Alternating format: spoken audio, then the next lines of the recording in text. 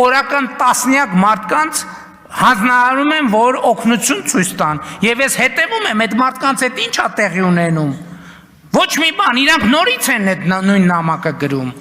Երկրորդ անգամ, երրորդ անգամ, չորրորդ անգամ, հինգերորդ անգամ, եւ ես դեմ չեմ։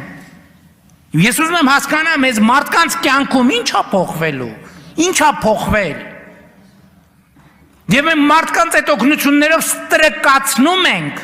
ստրկացնում ենք։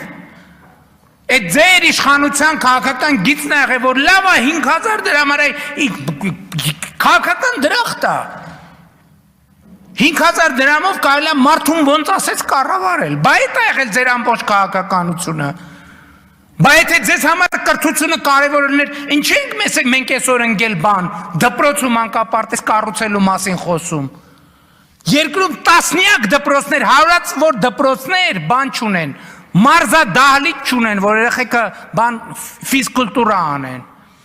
Բա դրա համար սերունդի կեսը ինչքան հիվանդությունների ցանկ կա, պետք է բան լինեն, այդ հիվանդությունների ցանկին համապատասխան են։